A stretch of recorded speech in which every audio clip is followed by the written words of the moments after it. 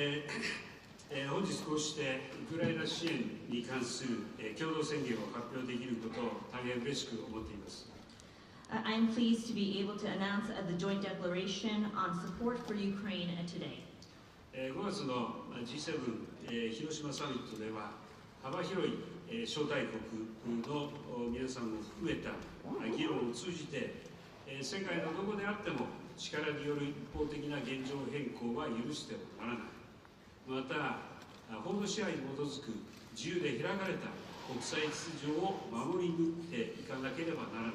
こうした点において一致をすることができました。At the G7 Hiroshima summit, by engaging in discussions that included a wide range of invited countries, we agreed that unilateral attempts to change the status quo by force or coercion are unacceptable anywhere in the world, and to safeguard a free and open international order based on the rule of law.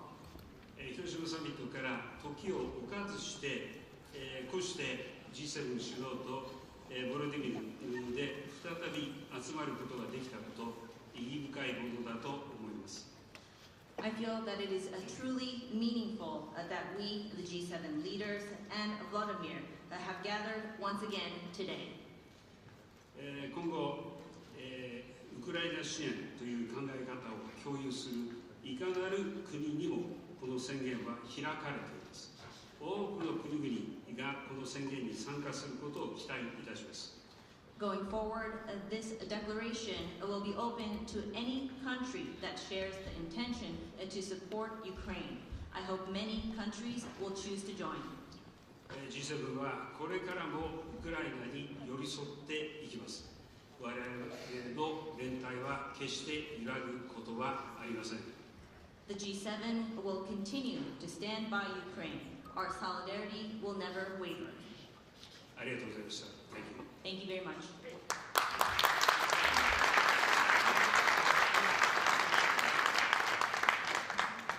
Let me start off by saying something I hadn't planned on saying. You know, I think there are very few people in Europe or in continental United States and the North American continent that thought this man would stand up and come to the aid and assistance of Ukraine.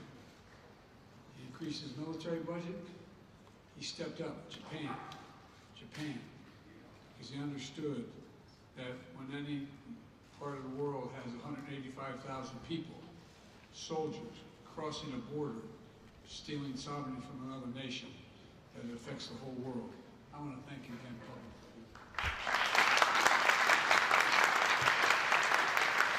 We just concluded the first meeting of the NATO-Ukraine Council, and all our allies agreed Ukraine's future lies in NATO. That's not a surprise to any of us, I don't think. I hope it's not a surprise to you, Mr. President. Allies all agreed to lift the requirements for membership action plan for Ukraine and to create a path to NATO membership while Ukraine continues to make progress on necessary reforms. But we're not waiting for that process to be finished to make the long-term commitments that we're making to Ukraine's security. Vladimir and I shouldn't be so familiar. Mr. Zelenskyy and I talked about the kind of guarantees we could make in the meantime when I was in Ukraine and when we met in other places. And so today, the long-term commitments we're making are backed up by the notion that in the meantime, we're going to provide security to Ukraine for its needs and against any aggression that may occur. Today, the members of the G7 are launching a joint declaration of support for Ukraine to make it clear that our support will last long into the future. This starts a process by which each of our nations and any other nation who wishes to participate will negotiate long-term bilateral security commitments with and to Ukraine.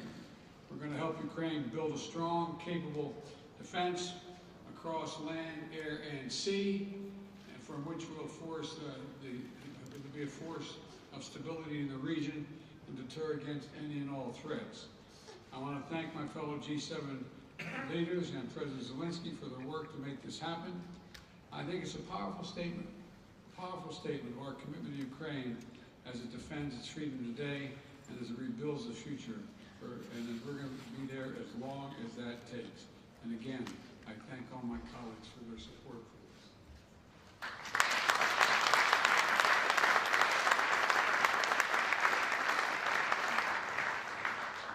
Thank you very much, Mr. President, President Biden, Prime Minister Kishida, Chancellor, see you, Chancellor Scholz, Prime Minister Sunak, President Macron, Prime Minister Trudeau, Prime Minister Meloni, President Michel, President von der Leyen. Great honor to be here. The outcome of the NATO summit in Vilnius is a very much needed and meaningful success for Ukraine.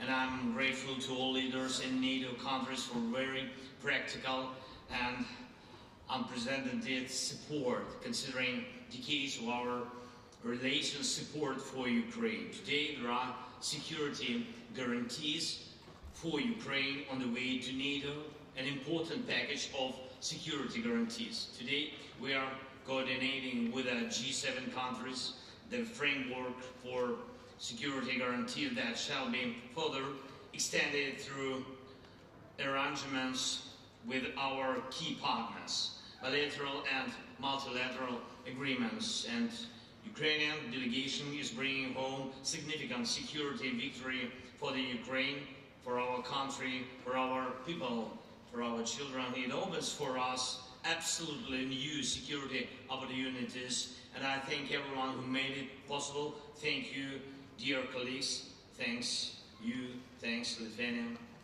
and Jens Stoltenberg. Thank you very much.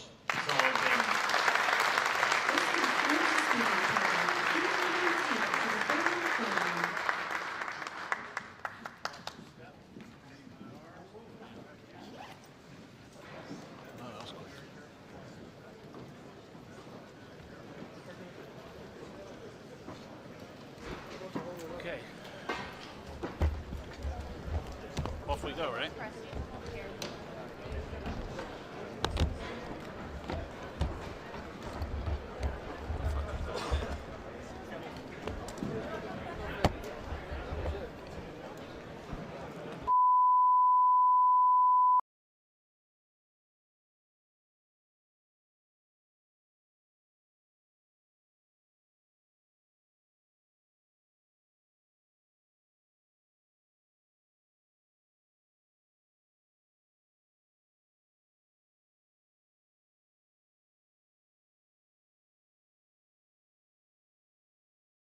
Those guys. Yeah. Okay. Right. Okay. All right. Am I back up? Do you see me again? Yeah.